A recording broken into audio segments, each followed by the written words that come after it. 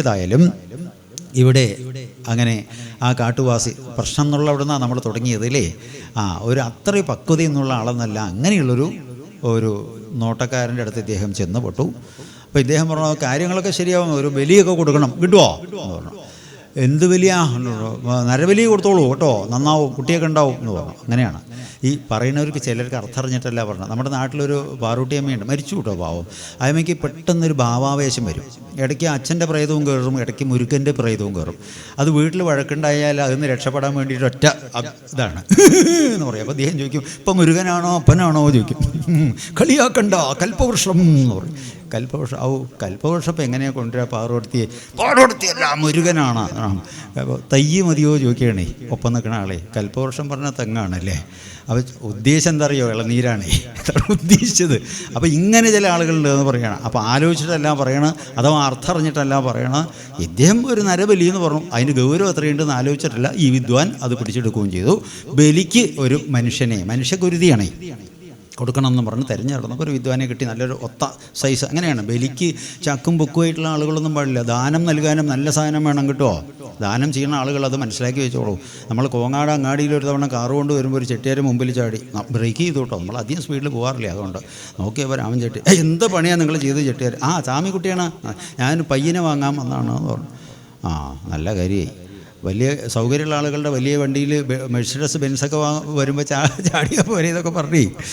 ഏതായാലും പശു കാണുന്ന മുഴുവൻ കുഴൽമന്ദം ചന്ത, വാണിയംകുളം ചന്ത, കോങ്ങാട് ചന്ത പ്രശസ്തമായ ചന്തകളാണ്. ധാരാളം ബൈക്കുകളുണ്ടല്ലോ ചെട്ടിയരെ പറഞ്ഞു. പണിക്ക് പറ്റിച്ച പണിയെന്നാകും, ഒരുപാട് ദുരിതങ്ങളൊക്കെ എന്താ എന്തൊക്കെ പറഞ്ഞു പരിഹാരത്തിന് പറഞ്ഞാണ്. ദാനം കൊടുക്കാനുള്ളതാണ് തിരുമേനിക്കുട്ടി എന്ന് പറഞ്ഞു. പശുവേ ദാനം കൊടുക്കാനേ. അപ്പോൾ ദാനം കൊടുക്കാനുള്ളതാണെങ്കിൽ ചൊക്കിമാരിയുള്ളതാവണം എന്നാ മൂപ്പര ധാരണേ. അങ്ങനെയെല്ലാം ദാനം കൊടുക്കുന്നുവെങ്കിൽ ശ്രേഷ്ഠമായതായിരിക്കണം എന്നാണ്. അപ്പോൾ ബലി നൽകണമെങ്കിലും അതേപോലെ ചതവും ഒളിവും ചതക്കൊന്നുമില്ലാത്ത നല്ല ഉത്തമ ലക്ഷണമുള്ള ഇതിനെയാണ് ബലി കൊടുക്കുക. അങ്ങനെയാണ്. ഏതായാലും നല്ല ഒത്തൊരാളുണ്ട്. തിരഞ്ഞെടുന്നപ്പോൾ നല്ലൊരു മല്ലനെ കണ്ടു. അവനെ പിടിച്ചു കൊണ്ടുവന്നു, കുളത്തിലിറക്കി കുളിച്ച് കയറാനായിട്ട് ഏർപ്പാട് ചെയ്തു. കുളത്തിൽ മുങ്ങാനിറങ്ങിയ ഇവൻ മനസ്സിലാക്കി തന്നെ ശുശ്രൂഷിക്കാനല്ല ഇവർ കൊണ്ടുപോകുന്നത്, തന്നെ ശരിയാക്കാനാണെന്ന് മനസ്സിലാക്കിയ വിദ്വാൻ എന്ത് ചെയ്തറിയോ? ഒറ്റ മുങ്ങല നേരെ ഏതോ ഒരു ഭാഗത്ത് കയറിയിട്ട് അന്ന് മുതൽക്കല്ലാണ് ഈ മുങ്ങലുണ്ടായത് എന്നാണ് പറയുന്നത്. ഊളിയിട്ടിട്ട് അങ്ങോട്ട് പോയിട്ട് ഏതായാലും മറുകര കടന്ന് പോയി. ഇവർ അന്തം വിട്ട് നിൽക്കുകയും ചെയ്തു. അതിനുശേഷം ഞാൻ ആരെയെ കിട്ടുക എന്നാലോചിച്ച് നടക്കുമ്പോഴാണ് ഈ വിദ്വാനെ കാണുന്നത്. ആര്? നമ്മുടെ കഥാനായകൻ ജഡഭരതനെ പറഞ്ഞു. എണീച്ചു തന്നു. പിന്നെ പല്ലൊക്കെ ഒന്ന് പിടിക്കണം, അല്ല ബലിക്ക് വേണ്ടിയിട്ട് ഇതിനെ കൊണ്ടുപോയി. കാളി വിഗ്രഹമൊക്കെ അലങ്കരിച്ച് ചുവന്ന മറ്റേ മാലകളൊക്കെ ചാർത്തി ചെമ്പട്ടുടുപ്പിച്ച് ഇദ്ദേഹത്തിന് എന്ത് ചെയ്തു വെച്ചാൽ കുളത്തിലേക്ക് കുളിക്കാൻ കൊണ്ടുപോയില്ല, നദിയിലേക്കും കൊണ്ടുപോയില്ല. കാരണം ഈ വിദ്വാൻ മുങ്ങിയ പ്രശ്നമാണ്. വേഗം അണ്ടാവിൽ വെള്ളമൊക്കെ വെച്ചിട്ട് സ്റ്റൂളിൻ്റെ മേലെ കയറി നിൽക്കണം. അത്ര ഹൈറ്റും വെയിറ്റുള്ള സാധനമാണ്.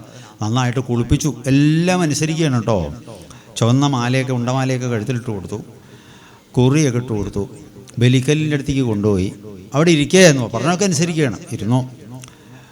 കഴുത്തയിൽ വയ്ക്കാൻ പറഞ്ഞു. കഴുത്ത് വെച്ചു. കാരണം ഒറ്റ വെട്ടിന് മുറിഞ്ഞില്ലെങ്കിൽ പ്രശ്നമാണ്. കാരണം അത്രയധികം ആരോഗ്യമുള്ള ആളാണ്. തിരിച്ച് ഇപ്പോൾ ചില ആൾ അറക്കാൻ കൊണ്ടുപോകുന്ന പോത്തൊക്കെ വരണ്ടോടിയിട്ട് പ്രശ്നം ഉണ്ടാക്കിയ കഥകളൊക്കെ നമ്മൾ വായിക്കാറുണ്ടല്ലേ പത്രമാധ്യമങ്ങൾ.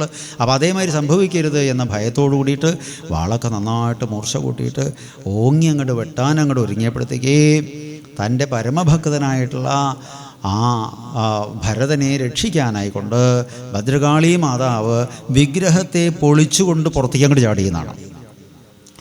അതോടുകൂടി ആ വാളിനെ എടുത്ത് ആരാണോ ഈ വധം ചെയ്യാൻ ഒരുങ്ങിയത് അവനെയും അവൻ്റെ പരിവാരങ്ങളെയും ഒറ്റ വീശലാണ്. ദേവിയെ ധ്യാനിക്കുമ്പോൾ തന്നെ അങ്ങനെയാണ്. ശൂലാഗ്നീ പ്രോതദൈത്യപ്രവരപരിളസച്ചാരുദോർദണ്ഡയുഗ്നം ഖൽഗം കേടം കപാലം ഗുണസ്നഭിജഗാൻ ദോർവരന്നീദധാനാം ഭക്തഭീഷ്ടപ്രദാത്രിം ഖലജനഭയതാം ഘോരദം ശ്രാം ത്രിനേത്രാം വേദാളീ കണ്ഠ സംസ്ഥാംപുരമഥനസുതാം ഭാവയേ ഭദ്രകാളി. ഭദ്രമായ കാലത്തെ നൽകുന്നവൾ എന്നാണ് ഭദ്രകാളി. തന്നെ ആശ്രയിക്കുന്ന ആൾക്ക് സുഭദ്രമായിട്ടുള്ള ഭദ്രമായ കാലത്തെ നൽകുന്നവൾ ആണ്. കാലിയുടെ രൂപം തന്നെ ഒരു സിംബോളിക്കാണ്, നമുക്ക് പിന്നീട് പ്രതിപാദിക്കാം. കാരണം ആ രൂപത്തിൽ ആ ഘടനയിലൊക്കെ തന്നെ അനവധി തത്വങ്ങൾ അടങ്ങിയിട്ടുണ്ട് എന്ന് പറയാണ്. ഏതായാലും അങ്ങനെ അതിനുശേഷം അദ്ദേഹം വീണ്ടും വന്നു, തൻ്റെ ആ ഒരു എന്താ പറയുക കാവൽ മാടത്തിലിരുന്നു. അപ്പോഴാണ് രഘുഗണ മഹാരാജാവിന് കപിലവാസുദേവനെ കണ്ടിട്ട് സാരോപദേശം നേടണമെന്നൊരാഗ്രഹം വന്നു എന്ന് പറയാണ്. മഹാന്മാരെ കണ്ടെത്തിയിട്ട് എന്താ പറയുക അനുഗ്രഹം നേടുക, അറിവ് നേടുക, ഇതൊക്കെ പണ്ട് രാജാക്കന്മാർ അങ്ങനെ ചെയ്യുമായിരുന്നു എന്ന് പറയാണ്. ഭരണവൈകല്യം എന്തെങ്കിലും ഉണ്ടോ എന്നൊക്കെ പരിശോധിക്കും, തിരുത്തലുകൾ എന്ത് വേണം എന്നൊക്കെ അറിവുള്ള ആളുകളെ കൊണ്ട് വേഷപ്രച്ഛന്നരായിട്ട് പോവും രാജാക്കന്മാർ. പഴയ കഥകളൊക്കെ വായിച്ചാൽ അറിയാം. കാരണം ഒറിജിനൽ വേഷത്തിലല്ല പോവുക, വേഷപ്രച്ഛന്നരായിട്ട്. എന്തിനാണ്? ജനങ്ങൾക്ക് തൻ്റെ പേരുള്ള മതിപ്പ് എങ്ങനെയുണ്ട് എന്നറിയാൻ വേണ്ടിയിട്ടാണ്. അങ്ങനെയാണ് ആ വന്ന വൈകല്യത്തെ തിരുത്തുക അങ്ങനെയാണ്. ഏതായാലും ഇതിനായിക്കൊണ്ട് അദ്ദേഹം ചെല്ലണോ. അങ്ങനെ ചെന്നപ്പോഴാണ് ഒരു വിദ്വാൻ, പല്ലക്കേറ്റിന് ഒരു വിദ്വാൻ എന്ത് ചെയ്തറിയോ, അവിടുന്ന് മെല്ലെ ഒഴിവായി. കാരണം എപ്പോഴാണ് അദ്ദേഹത്തിനെ കണ്ടെത്തുക എന്നറിയില്ല, എത്ര കാലം നടക്കണമെന്ന് അറിയില്ല. അപ്പോൾ പറഞ്ഞു എനിക്ക് വയറ്റുന്ന നോക്കാണ്, പല്ലൊക്കെ ഏറ്റി കഴിഞ്ഞാൽ ഈ മുക്കുമ്പൊക്കെ പ്രശ്നമാണ് പറഞ്ഞു. ശരി, അവനെ ഒഴിവാക്കി. ഇനിയിപ്പോൾ 4 ആൾ തികയണ്ടേ, ആരെപ്പോൾ ഒരാളെ കിട്ടുക നോക്കിയപ്പോൾ ഒരു മല്ലൻ അവിടെ ഇരിക്കുന്നുണ്ട്, അദ്ദേഹത്തിനെ പിടിക്കാമെന്ന് പറഞ്ഞു. രാജകൽപ്പനയാണ്, ആരെ വേണമെങ്കിലും വിളിക്കുക, അധികാരമുണ്ട്. അങ്ങനെ നേരെ ഈ വിദ്വാനെ വിളിച്ചു. ഡോ പല്ലൊക്കെ എടുക്കണം, വാ എന്ന് പറഞ്ഞു. പോയി പല്ലൊക്കെ തോളിലിങ്ങനെ വെച്ചു. മറ്റേവർ 3 പേർക്കും കൂടി എത്തണില്ല, അത്ര സൈസാണ്. ഒരു സൈഡ് ഇങ്ങനെ പൊങ്ങിക്കൊണ്ടാ. അപ്പോൾ മറ്റേവരൊന്നും ഉയർത്തി പിടിച്ചു. ഇദ്ദേഹം അങ്ങനെ തോളിലിങ്ങനെ വയ്ക്കുകയും ചെയ്തു. പുള്ളി ഇങ്ങനെ നടക്കുന്നത് ഇങ്ങനെ വളഞ്ഞ് നടന്ന്. എന്താ വളഞ്ഞ് നടക്കണം അറിയോ? തൻ്റെ കാൽപാദം തട്ടിയിട്ട് ഭൂമിയിലൂടെ സഞ്ചരിക്കുന്ന ചെറുജീവന്മാർ വധിക്കപ്പെടാൻ പാടില്ല. ഇരുമ്പും ഇങ്ങനെയുള്ള ചെറുജീവികളൊക്കെ ഭൂമിയിൽ കൂടെ അരിച്ചു നടക്കുന്നുണ്ട്. അവരുടെ മേലെ തൻ്റെ കാല് ചട്ടിയിട്ട് അവ വധിക്കപ്പെടാൻ പാടില്ല കാണാം. അപ്പോൾ ഇതിൻ്റെ ഇടയിൽ ഈ ബാലൻസ് തെറ്റി. അപ്പോൾ മഹാരാജാവ് എന്തടോ അതങ്ങനെ പാമ്പ് ഇരവിഴുങ്ങി കിടന്നിട്ട് നടക്കണമാതിരി മിണ്ടില്ല, ചോദിക്കണ കേൾക്കില്ല, എന്താന്ന് പല്ലൊക്കെ എന്താ ശരിക്കും പോകാത്ത? അപ്പോൾ തിരുമനസ്സെ തിരുവുള്ളക്കേട് ഉണ്ടാവരുത്, ഞങ്ങളാരുമല്ല, പുതിയൊരു വിദ്വാനെ ഏറ്റാൻ വിളിച്ചിട്ടുണ്ട്, അവന് ഇതങ്ങനെ കുളഞ്ഞിട്ടും നടക്കണമോ. അപ്പോൾ നോക്കിയപ്പോൾ യുദ്ധം നല്ല സൈസാണല്ലോ. ഓ ഒറ്റയ്ക്കാണല്ലോ ഏറ്റി നടക്കണത്, വലിയ ക്ഷീണിതനാണ്. അതിന് മറുപടി പറഞ്ഞില്ല. ഇവന് പറയണതൊന്നും കേൾക്കില്ല. നീ ശവാണോ ജഡനാണോ നീ? അതിനും മറുപടി പറഞ്ഞില്ല. നിന്നെ മുക്കാലി കെട്ടിയിട്ടല്ല പെട്ടയ്ക്ക് ഞാൻ. കുറച്ച് ഭാഷകൾ പറഞ്ഞപ്പോൾ ഇദ്ദേഹം നടത്തവിടെ നിർത്തി. എന്നിട്ട് മഹാരാജാവിനെ നോക്കിയിട്ട് പറഞ്ഞു, മഹാരാജാവേ, അങ്ങ് പറയുന്ന കാര്യങ്ങളൊക്കെ നമുക്ക് മനസ്സിലായി. കളിയാക്കിയിട്ടാണോ പറഞ്ഞതെന്ന് മനസ്സിലായി. സത്യത്തിൽ അങ്ങ് പറഞ്ഞത് കളിയാക്കിയിട്ടൊന്നുമില്ല, സത്യം തന്നെയാണ്. ഒറ്റയ്ക്കാണോ എന്നാണ് ചോദിച്ചത് അല്ലേ? ഒറ്റയ്ക്ക് തന്നെ ആണല്ലോ. ആരാ തുണയുള്ളത്? എല്ലാവരും തനിയെയാണ്. തനിയെ വരണു, തനിയെ തന്നെ പെരുമാറണു, തനിയെ പോകണു. ഇപ്പം നമുക്കിപ്പോൾ ഒരു പല്ലുവേദന വന്നു വിചാരിക്കുക, കാണുന്ന ആൾക്ക് സങ്കടം ഉണ്ടാവും. കൊടുത്ത് സഹായിക്കാൻ പറ്റുമോ?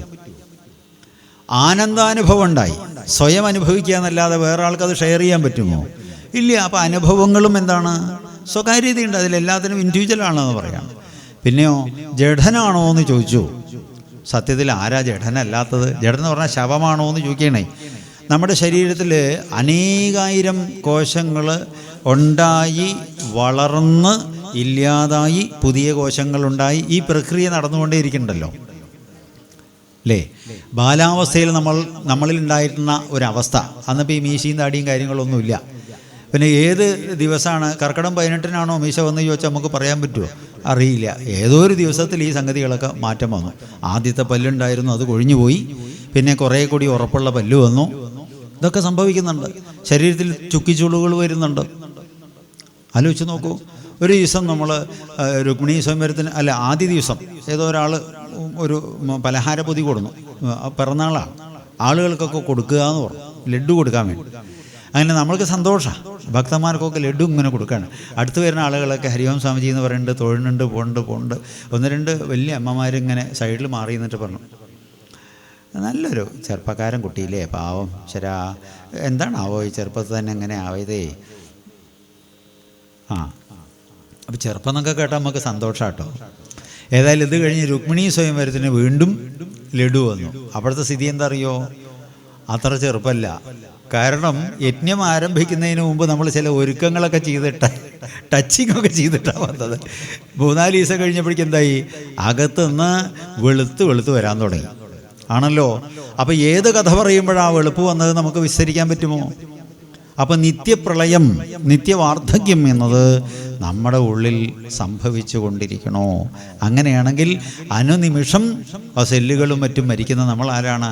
ജഡം തന്നെയാണ് എന്ന് പറഞ്ഞു. പിന്നെ മഹാരാജാവേ, ഈ ഭൂമി ഉണ്ട് എന്ന് തോന്നുന്നത് നമ്മൾ ഉണർന്നിരിക്കുമ്പോഴാണ്. ഭൂമിക്ക് കാരണം എന്താണ്? പരമാണുക്കളാണ്, ക്വാർക്ക് പാർട്ടിക്കിൾസ്. അതാണ്, അത് ചേർന്നിരിക്കുന്നതുകൊണ്ടാണ് ഈ ഖരവസ്തുക്കൾ. അത് ഖരവസ്തുക്കളിൽ വളരെ അടുപ്പത്തിലും ദ്രവത്തിൽ കുറച്ച് വിഘടിച്ചിട്ടും വാതകഭാവത്തിൽ വളരെയധികം വിട്ടിട്ടും മൊത്തത്തിൽ എന്തേ ഉള്ളൂ? പരമാണു മാത്രമേ ഉള്ളൂ. ഇത് മനസ്സിലായാൽ ഭൂമിതത്വം ഇല്ലാതാവും. ഈ പരമാണുക്കൾക്ക് കാരണം സത്യത്തിൽ മനസ്സാണ്. മനസ്സിനെ അറിഞ്ഞാലോ അതും അടങ്ങും, ആനന്ദാനുഭവം ഉണ്ടാവും. അതുകൊണ്ടാണല്ലോ നിദ്രയിൽ നമുക്ക് സുഖം കിട്ടുന്നത്, അല്ലേ? ഉറക്കത്തിൽ സുഖം കിട്ടാനുള്ള കാരണം എന്താ? മനസ്സടങ്ങുന്നത് കൊണ്ടാണ്. സകല പ്രശ്നങ്ങൾക്കും കാരണം എന്താ? മനസ്സാണ്. ഈ മനസ്സിൻ്റെയും കാരണം എന്താണ്? അവിദ്യയാണ്.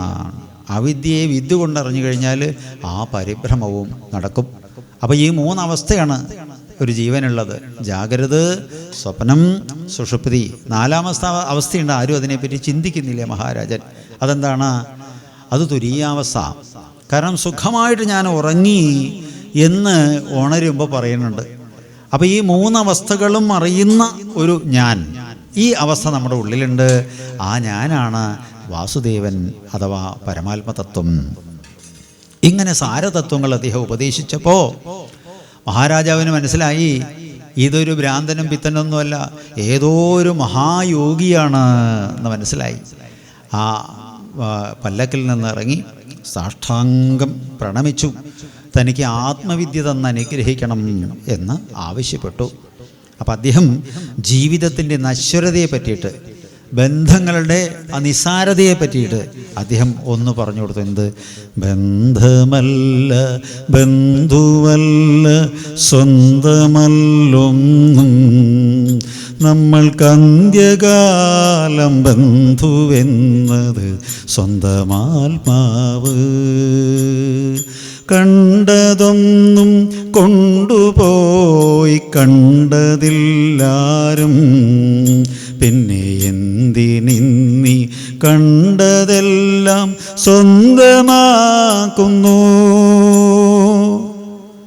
ഇത്രയേ ഉള്ളൂ. ആരും ബന്ധുക്കളായിട്ടില്ല, നമ്മളൊക്കെ ഇൻഡിവിജ്വലാണ്. പിന്നെയോ നമ്മൾ ബന്ധുമിത്രങ്ങളായിട്ട് കാണുന്നതൊക്കെ ആ വനത്തിലുണ്ടാവുന്ന മാതിരിയുള്ള അവസ്ഥകളാണ്. ഭവാടവി വർണ്ണൻ എന്നാണ്. ഭൗതിക ജീവിതത്തെ ഒരു കാടായിട്ട് വിസ്തരിച്ചു. കാട്ടിലകപ്പെട്ട ഒരു വ്യക്തിക്ക് നല്ല ശയ്യോ കാര്യങ്ങളോ കിട്ടുമോ? ഇല്ല. ഏതെങ്കിലും മഴയും വെയിലും കൊള്ളാതിരിക്കാൻ വല്ല ഗുഹയുണ്ടെങ്കിൽ അവിടെ പോയിട്ടൊന്ന് മയങ്ങാം, കണ്ണിങ്ങനെ പുളിക്കുക. അങ്ങനെയാണ്. കുറച്ച് ദിവസം ഉറക്കമൊഴിച്ച് കഴിഞ്ഞാൽ വല്ലാത്തൊരു പുളിപ്പുണ്ടാവും. എവിടെയെങ്കിലും ഒന്ന് വീണാൽ മതി എന്നാണ് തോന്നുക. അങ്ങനെ പോയപ്പോൾ നല്ലൊരു ഗുഹ കണ്ടു. ഇപ്പോൾ നനഞ്ഞ് കേടുവരില്ലല്ലോ, അതിൽ കയറിയിരുന്നു. തലയെണ്ണ വെച്ച് ശീലമുണ്ട് ഭഗവാന്. ഉയരമുള്ളൊരു മുട്ടിപ്പലിയെങ്കിലും വേണം, പില്ലോ കിട്ടിയില്ലെങ്കിൽ. അങ്ങനെ ശീലം എന്താ ചെയ്യുക? ഓരോരുത്തർക്കും ഓരോ സ്വഭാവങ്ങൾ, ഓരോ സമ്പ്രദായ. എന്താ ഇപ്പോൾ കിട്ടുക എന്നിങ്ങനെ വിളിച്ചില്ല അതിൻ്റെ ഉള്ളിൽ. അതെ, തപ്പി ഇങ്ങനെ പോയപ്പോൾ നല്ല ഒരു സാറ്റിൻ തലയെണ്ണ, നല്ല പതപതായിട്ടിരിക്കുന്നുണ്ട്. ഔ ഹരേ എന്ന് പറഞ്ഞിങ്ങനെ അതിലിങ്ങനെ തല വെച്ച് ഇങ്ങനെ കിടന്നു. ഉറക്കം ഇങ്ങനെ പിടിക്കുമ്പോൾ തല ഇങ്ങനെ പൊങ്ങുക താഴുക. ഇതെന്താ അപ്പോൾ അത് ഇങ്ങനെ? എന്ത് കുഷ്യനാ അപ്പോൾ അത്? നോക്കിയ സമയത്ത് പുലിയണി. ഇത് ശ്വാസനിശ്വാസം ചെയ്യുമ്പോഴാണ് തലയെണ്ണയാണ് തെറ്റിദ്ധരിച്ചത്. ഈ ഒരു അപകടം ഉണ്ട്. എന്തെങ്കിലും ഒരു വള്ളിയിൽ പിടിച്ച് രക്ഷപ്പെടാമെന്ന് വിചാരിച്ചാലോ മലമ്പാമ്പായിരിക്കാൻ സാധ്യതയുണ്ട്. കാട്ടു ചെന്നായിക്കൂട്ടങ്ങളുണ്ട്. ഇതെങ്ങനെയാണ് നമ്മുടെ ഭൗതിക ജീവിതമായിട്ട് ബന്ധപ്പെടുക എന്ന് വെച്ച് കഴിഞ്ഞാൽ, ആക്രമണകാരികളായിട്ടുള്ള ബക്കറ്റും മറ്റുമൊക്കെ ആയിട്ട് പിരിവിന് വരുന്നതായിട്ടുള്ള ചില പ്രസ്ഥാനത്തിൻ്റെ ആളുകളുണ്ടാവും. എങ്ങനെ കഷ്ടപ്പെട്ടാൽ കഴിയണമെന്ന് അറിയില്ല. പിരിവ് കൊടുത്തില്ലെങ്കിൽ പിന്നെ പരമാവധി ഉപദ്രവങ്ങൾ ചെയ്യും. ഒരു സുഹൃത്തിനെ അങ്ങാടിയിൽ വെച്ച് കണ്ടു. എന്താപ്പോ രാമേന്ദ്ര, എത്ര കാലമായി തന്നെ കണ്ടിട്ട്? ഒരു 10-20 കൊല്ലം. അല്ലല്ല 20 കൊല്ലമല്ല, നമ്മുടെ നമ്പീശ മാഷ് പിരിഞ്ഞു പോണ സന്ദർഭത്തിൽ അന്ന് നമ്മൾ സ്കൂളിൽ ഒന്നിച്ച് കൂടിയതാ. അതിപ്പോൾ എത്ര 24 വർഷമായി. എന്താ ചെയ്യണപ്പോൾ? ഞാൻ സർവീസിലുണ്ട്. എവിടെയാണ്? റവന്യൂ ഡിപ്പാർട്ട്മെൻറ്റിൽ വർക്ക് ചെയ്യണോ? അതെ. എന്തായിട്ടാ? ഡെപ്യൂട്ടി തഹസിൽദാരാ. നന്നായി ഇടോ. താനോ? ഞാനെന്താ ചെറിയ കച്ചവടവും കാര്യങ്ങളും അങ്ങനെയൊക്കെ ആയിട്ടപ്പോൾ ഉണ്ട്. എന്താണെങ്കിലും വീട്ടിലേക്ക് വരണം. അങ്ങോട്ട് വീട്ടിലേക്ക് പോയി, ഇങ്ങോട്ട് വീട്ടിലേക്ക് വന്നു. ഒരു ദിവസം അദ്ദേഹം ഓഫീസിലേക്ക് പോയി. കൂട്ടുകാരൻ രാമേന്ദ്ര, ഒരു കാര്യം പറയട്ടെ. 1-2 ആളുകളുണ്ട്, അവരെയൊക്കെ ഇദ്ദേഹം ഒഴിവാക്കി. നീ എനിക്കൊരു സഹായം ചെയ്തു തരണം. ചെറിയൊരു ആവശ്യത്തെ, പക്ഷെ അതങ്ങോട്ട് വന്നു കഴിഞ്ഞാൽ ചെറിയൊരു ലോൺ ആവശ്യം വന്നിട്ടുണ്ട്. ഒരു വലിയ റിസ്ക്കൊന്നും നടക്കില്ല. ഒരു പേപ്പറൊന്ന് ഒപ്പിട്ട് തരണം, സാലറി സർട്ടിഫിക്കറ്റ്. അപ്പോൾ അതൊന്ന്, ആ കാര്യം നടന്നു കഴിഞ്ഞാൽ 1 കോടിയോളം ഉറപ്പ് എനിക്ക് വരാനുണ്ട്. എന്താ വേണ്ടിച്ചാൽ നടക്ക് തരാം. ഇനിയിപ്പോൾ 5-8 കൊല്ലമൊക്കെ അതിന് കാലാവധി ഉണ്ടെങ്കിൽ അത്രയ്ക്കൊന്നും കാക്കേണ്ട കാര്യം, ഒരു 3-4 മാസത്തെ കാര്യം. പക്ഷെ അത് തന്നിട്ടില്ലെങ്കിൽ എൻ്റെ കാര്യം പോവും കേട്ടോ. അങ്ങനെ ഒരു അവസ്ഥ ഉണ്ടായിക്കഴിഞ്ഞാൽ ഞാനൊരു കത്ത് എഴുതി വയ്ക്കും, എൻ്റെ മരണത്തിന് കാരണം നീയാണെന്ന് എഴുതി വയ്ക്കുന്നു. ഇത് കേട്ടപ്പോൾ പിന്നെ പേടിയായി പാവം. മനസ്സോടെ ഭയാശങ്കയോട് കൂടിയിട്ട് സാലറി സർട്ടിഫിക്കറ്റൊക്കെ ഒപ്പിട്ട് കൊടുത്തു, ലോണും വാങ്ങി. അങ്ങനെ ഉണ്ടായാലത്തെ ബാക്കി കാര്യം പറയണ്ടല്ലോ അല്ലേ. ഇദ്ദേഹത്തിൻ്റെ ശമ്പളത്തിൽ നിന്ന് പിടിച്ചുകൊണ്ടിരിക്കും എന്നാണ്. അപ്പോൾ ഇത്തരം ബന്ധങ്ങളാണ് ചെന്നായിക്കൂട്ടങ്ങൾ കാട്ടിലേ എന്ന് പറഞ്ഞതേ.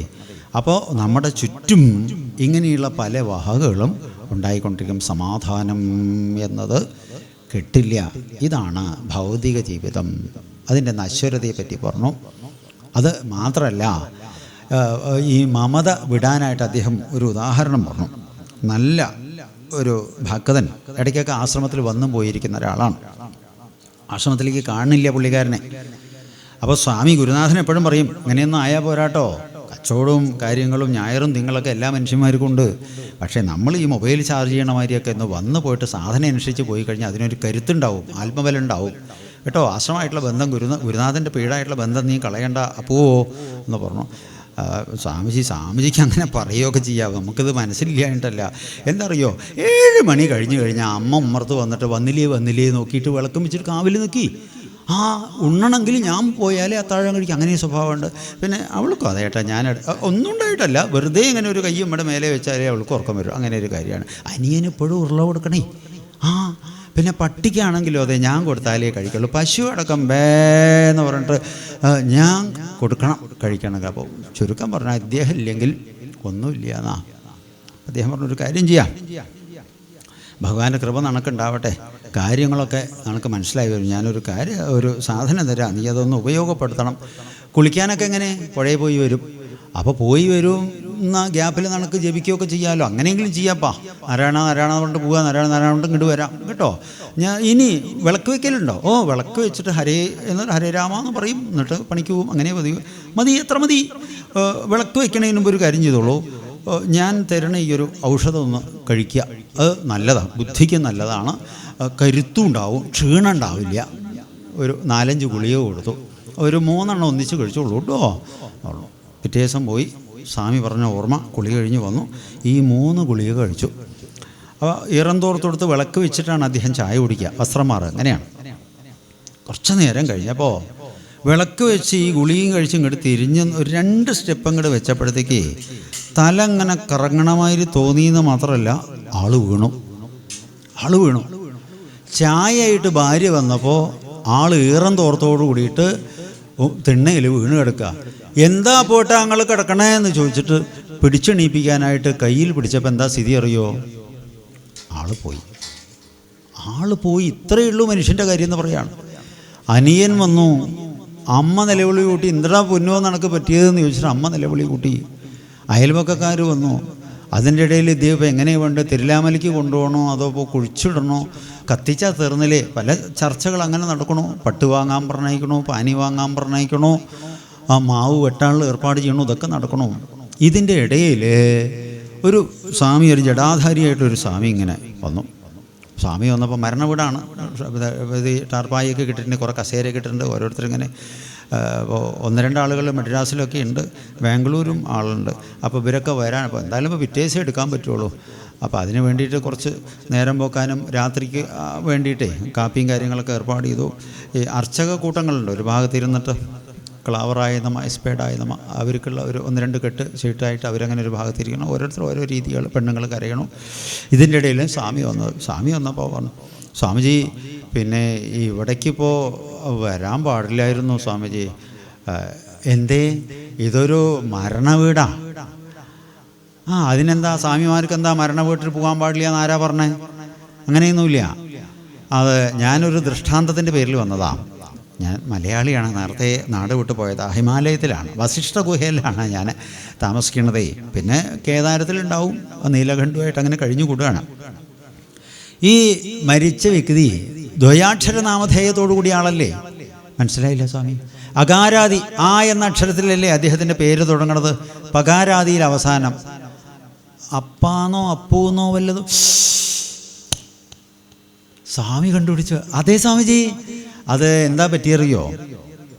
അത് ദൂതന് തെറ്റിപ്പറ്റിയതാ. ചിത്രഗുപ്തന് ആളെ അയച്ചത് ശരിയാണ്, കാലന്മാർ കൊണ്ടുപോയ ആൾ മാറി. SK അപ്പൂനെയാണ് കൊണ്ടുപോകേണ്ടത്, PK അപ്പു അല്ലേ, മാറിയതാ. സ്വാമി അപ്പം അതിനെന്താ ചെയ്യാം? വഴിയുണ്ടാക്കാം. ആരും കരയരുത് കേട്ടോ, അതിനുള്ള ഔഷധം എൻ്റെ കയ്യിലുണ്ട്. അപ്പം ഇത്രയും പറഞ്ഞ ആളെന്താണെങ്കിലും സിദ്ധനാണെന്നുള്ള കാര്യം ഉറപ്പാണല്ലേ. അകത്തേക്ക് ചെന്നു. ആരും നിലവിളിക്കരുത് കേട്ടോ, ഹരേ രാമ ഹരേ രാമ ജപിക്കൂ. സ്വാമിജി വരുന്നുണ്ട്, ഇപ്പം ശരിയാവും. സ്വാമിജി അടുത്തേക്ക് ചെന്നു. ആ ഭസ്മത്തിൻ്റെ മണവും മറ്റേ ആളുകളൊക്കെ അന്തം വിട്ടുന്നു. അല്ല, ഒത്തൊരാളാണ് ജടാധാരി. ഇദ്ദേഹത്തിനോട് വളരെ ബന്ധമുള്ള ആൾ ആരാന്ന് വെച്ചാൽ അവരങ്ങനെ അടുത്തേക്ക് വന്നോളൂ. ഭാര്യ വന്നപ്പോൾ ഈ മൂലമട്ടമാരി വളഞ്ഞിട്ടുള്ള അമ്മയുണ്ടല്ലോ, ഭാര്യനെ ഒരൊറ്റ തിരക്കല്ല. ഞാൻ ഉണ്ടായിട്ടാ അവണ്ടായത്, എന്നിട്ടാ അണക്ക് വനെ കിട്ടിയത് എന്നുള്ള നിലയിൽ തർക്കിക്കണ്ട, ഇരിക്കുമോ? ഒരു കിണ്ടിയിൽ ഇത്തിരി വെള്ളം കൊണ്ടുവരുമോ? കിണ്ടിയില്ല, പഴയ കാലത്ത് കിണ്ടി എന്ന് പറഞ്ഞൊരു സാധനം ഉണ്ടായിരുന്നു, കണ്ടിട്ടുണ്ടോ? അതൊക്കെ മാറി. ഏതായാലും ഉള്ളൊരു പാത്രത്തിൽ ഇത്തിരി ശുദ്ധമായിട്ടുള്ള വെള്ളം കൊണ്ടുവരുമോ? വെള്ളം കൊടുന്നു. തുളസി ഉണ്ടോ? തുളസി അപ്പുറത്തെ വീട്ടിലുണ്ട്. ഇവിടെ ഓർക്കിഡാണോ? ഭഗവാൻ എന്തോ ആയിക്കോട്ടെ. 2 തുളസിയൊക്കെ അപ്പുറത്തെ വീട്ടിൽ നിന്ന് കൊടുന്നു. അതിലിട്ടു. നാമം ജപിച്ചോളൂ, എല്ലാം പ്രാർത്ഥിക്കൂ കേട്ടോ. അതെ, അമ്മയല്ലേ പോ? എന്നാ അമ്മ വന്നോളൂ. ഞാനേ അദ്ദേഹത്തിൻ്റെ മാറത്ത് ഞാൻ ഇത്തിരി വിഭൂതി തരാം. അത് മടക്കി പിടിച്ചിട്ട് മാറത്ത് ഇങ്ങനെ വെച്ച് ഒരു 28 തവണ ഓം നമോ നാരായണായ, ഒരു 12 തവണ ഓം നമഃ ശിവായ, ഓം ഗം ഗണപതയേ നമഃ, ജീവൻ ഉണ്ടാവട്ടെ എന്ന് പ്രാർത്ഥിക്കുക. ക്രിയകൾ ഞാൻ ചെയ്തോളാം കേട്ടോ. അമ്മയ്ക്ക് സന്തോഷമായി. കൈയൊക്കെ ഒന്ന് ശുദ്ധായിക്കോളൂ. കൈ ശുദ്ധാക്കി അതിൽ ഇത്തിരി വിഭൂതി കൊടുത്തു. ഒരു ചെറിയൊരു കാര്യമുണ്ട് കേട്ടോ, പ്രാർത്ഥന ആത്മാർത്ഥമായിരിക്കണം.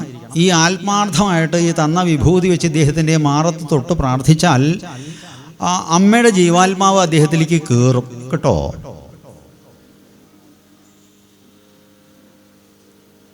അദ്ദേഹം എണീക്കും, വെക്കണ ആൾ പോവും. കുട്ടിത്തന്നെയൊക്കെ ബെൽറ്റി അടിക്കണമാതിരി ചാടിയിട്ടാണ് അമ്മ പോയത് അപ്പുറത്തേക്ക്. അതെ, ഭാര്യ നേരെ അടുക്കളയിൽ പോയി. പോണവർ പോയി. കുട്ടികൾക്ക് ഞാനില്ല എന്ന് പറഞ്ഞാൽ പറ്റില്ല. പിന്നെ അനിയനോ? പാടത പണികളും കാര്യങ്ങളും നിയന്ത്രിക്കണമെങ്കിൽ താൻ വേണ്ടേ കൃഷിയൊക്കെ നോക്കാൻ? ആരാ ഉണ്ടായത്?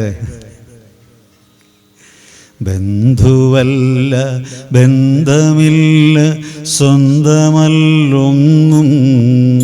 നമ്മൾക്കന്ത്യകാലം ബന്ധുവെന്നത് സ്വന്തമാത്മാവ്. ബോധ്യം വന്നു. അങ്ങനെ ഗൃഹം വിട്ട് അദ്ദേഹം നേരെ തപസ്സിനായിക്കൊണ്ട് പോയി എന്നാണ്. അതിനുശേഷം ഒരു അധ്യായത്തിൽ നരകവർണ്ണനയുണ്ടായി. 28 തരം നരകങ്ങൾ. എന്തുകൊണ്ടാണ് ഈ വൈചിത്ര്യം വന്നതെന്ന് ചോദിച്ചു. കർത്താവിൻ്റെ ശ്രദ്ധയ്ക്ക് അനുസൃതമായിക്കൊണ്ട് ഓരോ ആളുകൾക്ക് ഓരോ യാതനകൾ അനുഭവിക്കാനായിക്കൊണ്ട് ഓരോ കുണ്ഠങ്ങൾ ഉണ്ടാക്കി വെച്ചിട്ടുണ്ട്. അപ്പോൾ ആർക്കാണ് അതിലേക്ക് അഡ്മിഷൻ കിട്ടുക എന്ന് ചോദിച്ചു. മഹാത്മാക്കളെ കാണുന്ന സന്ദർഭത്തിൽ ഇങ്ങനെ തുറച്ചു നോക്കുക. ഇവർക്ക് സൂചിമുഖം എന്നൊരു നരകമുണ്ട്. അവിടെ കൂർത്തുമൂർത്ത് മുള്ളുള്ള ഒരു തരം പക്ഷികളുണ്ട്. കണ്ണിലേക്കാണ് അവർ കുത്തുക. പിന്നെ ഈ സ്വപ്നലോകത്തെ ബാലഭാസ്കരനും ബാലഭാസ്കരി ഉണ്ടാവും. കിടക്കുന്നത് ഇവിടെയാണെങ്കിൽ എണീക്കുന്നത് വേറെ ഏതെങ്കിലും വീട്ടിൽ നിന്നായിരിക്കും. അങ്ങനെയൊക്കെയുള്ള ആളുകളെ താദൃശമായിട്ടുള്ള ആ ശില്പങ്ങളെ, ലോഹപ്രതിമകളെ ഉണ്ടാക്കിക്കൊണ്ട് പരിരംഭണം ചെയ്യാൻ, ആലിംഗനം ചെയ്യാനായിട്ട് ഏൽപ്പിക്കും. പിന്നെ എണ്ണയിലിട്ട് വറുക്കുക. താമ്രം എന്ന് പറഞ്ഞിട്ടുള്ളൊരു ഭാഗമാണ്. അവിടെ ചുറ്റും എന്താണ്, ചെമ്പിൻ്റെ തകിടാണ് ആ ലോകത്ത് മുഴുവൻ. അടിയിലിങ്ങനെ വലിയ വിറകിൻ്റെ മുട്ടിയിട്ടിട്ട് ഇങ്ങനെ കത്തിക്കും. എന്നിട്ട് അതിലൂടെ ഇങ്ങനെ പ്രദർശനം ചെയ്യിക്കുക. നല്ല സുഖം ഉണ്ടാവുമല്ലോ അല്ലേ? ലോഹത്തകിട് അടിയിൽ മറ്റേ കീറാമുട്ടികളിട്ടിട്ട് കത്തിക്കുക. എന്നിട്ട് അതിലിങ്ങനെ പ്രദർശനം ചെയ്യുമ്പോൾ ചെരുപ്പില്ലാണ്ടാ നടക്കുക. എങ്ങനെയുണ്ടാവും? ഇങ്ങനെ കുറേ ലോകങ്ങളെ പറ്റി പറഞ്ഞു. രൗരവം എന്നൊരു നരകം, അത് അച്ഛനമ്മമാരെ ശുശ്രൂഷിക്കാതെ കണ്ട് വൃദ്ധസദനങ്ങളും മറ്റും കൊണ്ടാക്കുന്ന മക്കൾക്കുള്ള സ്ഥലമാണ്. അവിടെ രുരു എന്ന് പറഞ്ഞിട്ടൊരു മൃഗമുണ്ട്, കൊമ്പില്ല. പക്ഷേ ഈ ചങ്ങായി വന്നിട്ട് ഒരു നക്ക് നക്കി കഴിഞ്ഞാൽ എല്ല് പുറത്ത് ചാടും. ഇങ്ങനെ മഹാരോരകം. പിന്നെ ബ്രാഹ്മണനാണെന്ന് പറഞ്ഞിട്ട് കാര്യമില്ല, ഇല്ലാത്ത സേവകളൊക്കെ ഉണ്ടാവും. ഈ ജാതി സാധനങ്ങൾക്ക് വേണ്ടി ഇരുമ്പ് ഉരുക്കിയിട്ട് ഡ്രിങ്ക്സ് പാത്രത്തിൽ വെച്ചിട്ടുണ്ടാവും, അത് കുടിക്കേണ്ടി വരും. ഇങ്ങനെയൊക്കെ ആയി. അപ്പോൾ സംശയമായി, സ്വാമിജി എങ്ങനെ ഇപ്പോൾ ഈ മരിച്ച ആൾ പിന്നെ എങ്ങനെയാണ് മരിക്കുക? അങ്ങനെയുണ്ടല്ലോ അല്ലേ, മരിച്ചിട്ടാണല്ലോ അപ്പോൾ ഇതൊക്കെ അനുഭവിക്കേണ്ടി വരുന്നത്. അതെങ്ങനെ അനുഭവമാകാമെന്ന് ചോദിച്ചപ്പോൾ, ഇപ്പോൾ സ്വപ്നത്തിൽ നമ്മളെ ആന കുത്താൻ എടുക്കുന്നുണ്ട്, പാമ്പ് കടിക്കുന്നുണ്ട്, ചിലപ്പോൾ നമ്മൾ ലോട്ടറി അടിച്ചിട്ട് കല്ലടിച്ചിട്ട് വീട് പണി ആരംഭിക്കുന്നുണ്ട്. ഉണർന്നു കഴിഞ്ഞാൽ അത് വല്ലതുണ്ടോ?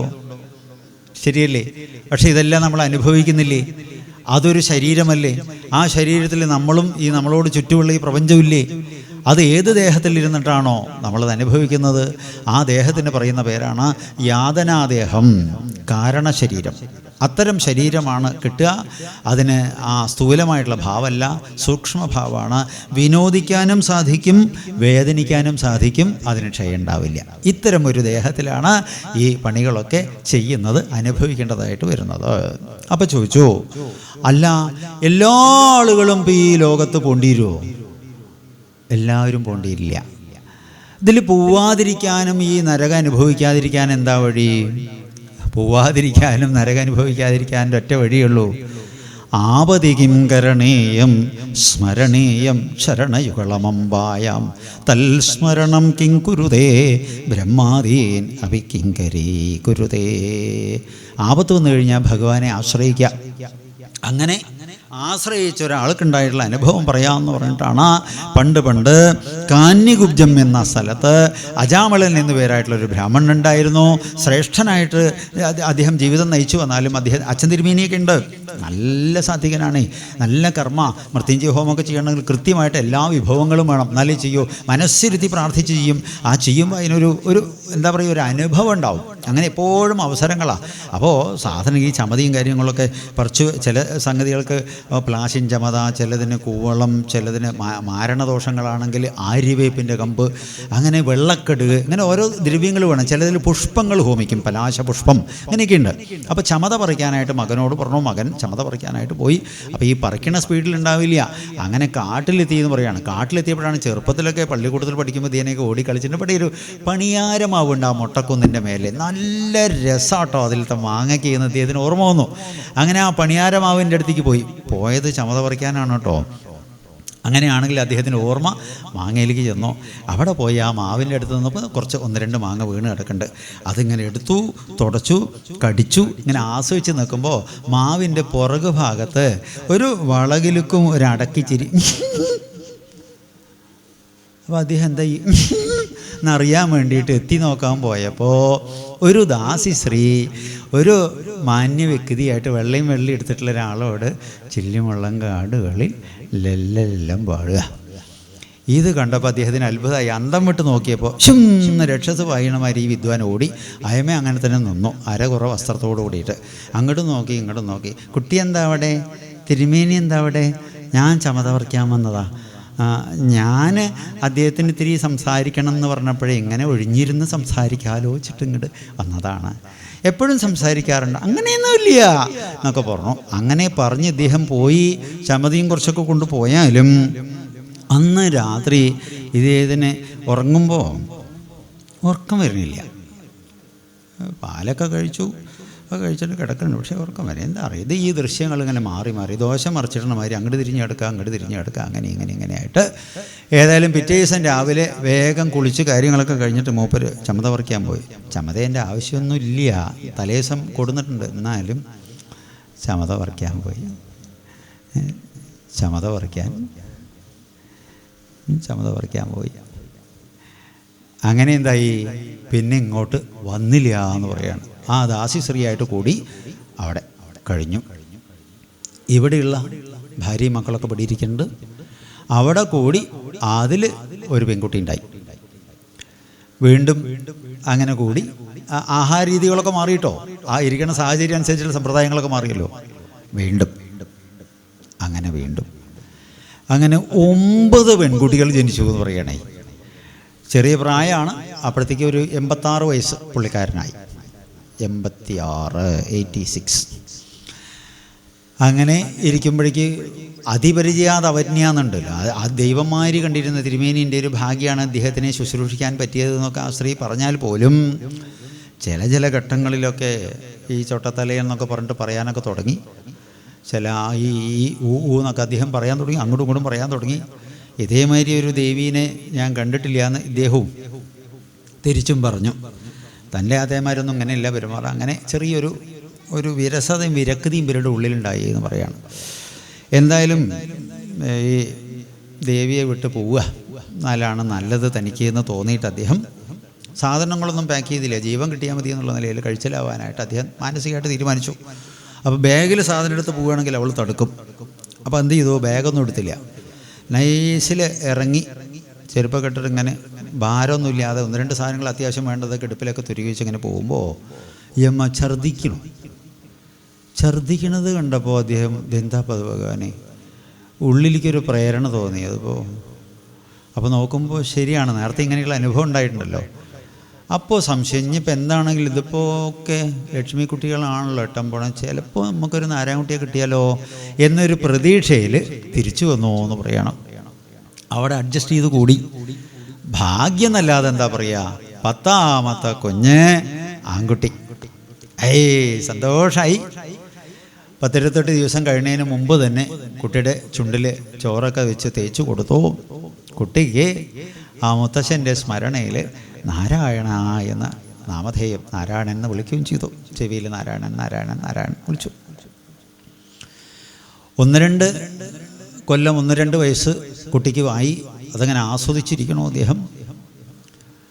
88 അദ്ദേഹത്തിന് തിണ്ണയിൽ സൈഡിൽ കിടക്കണോ. 10 മക്കൾ ആവുക, 88 വയസ്സാവുക എന്ന് പറയുമ്പോൾ സൈഡ് വരാന്തയൊക്കെ തന്നെയാണല്ലോ. അങ്ങനെ കൂടിക്കൊണ്ടിരിക്കുമ്പോൾ ഇദ്ദേഹത്തിന് ഭരതമുനിക്കുണ്ടായത് മാതിരി ഒരു പനിയും ഒരു വിറയലും ഒരു കഫക്കെട്ടുമൊക്കെ വന്ന് പുള്ളിക്കാരനും താദൃശമായിട്ടുള്ള അനുഭവം ഉണ്ടായി എന്ന് പറയുകയാണ്.